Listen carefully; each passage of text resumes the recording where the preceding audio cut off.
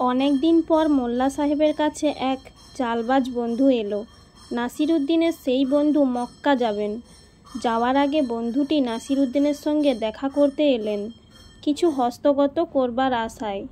এ কথা সে কথার পর বন্ধুটি যাওয়ার আগে বললেন, ভাই নাসির, আমি তো তোমাকে ছেড়ে কাল বহু দূর দেশে চলে যাচ্ছি।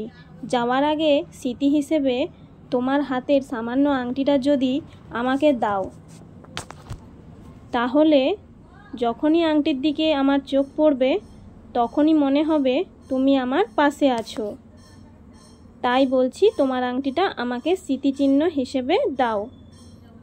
ফিরে আসবো কি আসবো না তার কি ঠিক আছে?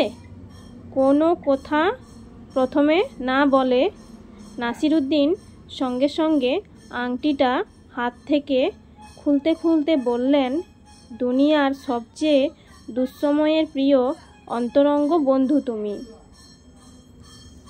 আমার কাছে তোমার স্মৃতি হিসেবে তোমার গলায় যে লকেটটা আছে ওটা আমাকে দিয়ে দাও, যাতে করে মনে হবে তুমি আমার বুকের মধ্যেই সবসময় আছো।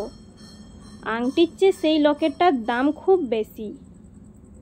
মোল্লার বন্ধু এবার আর কি করেন, বাধ্য হয়ে মোল্লা নাসিরউদ্দিন সাহেবের আংটিটা নিয়ে গলায় সেই লকেটটা তাকে দিতে বাধ্য হলেন। কারণ না দিলে খুবই খারাপ ব্যাপার হয়ে দাঁড়াতো।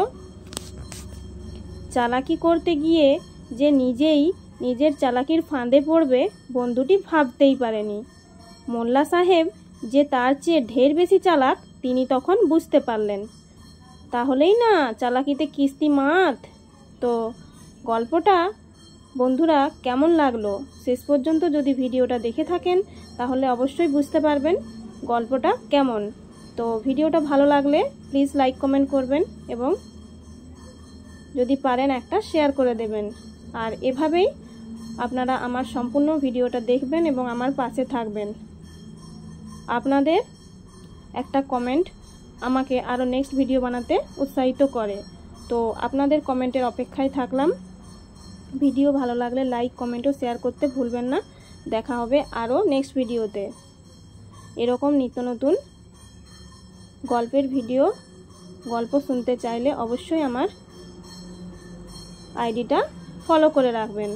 তো দেখা হবে আরও একটা নেক্সট ভিডিওতে।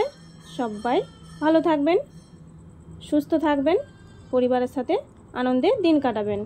তো আজকের মতো তাহলে বাই বাই বন্ধুরা। অবশ্যই খুব তাড়াতাড়ি চলে আসবো নেক্সট আরো একটা ভিডিওতে।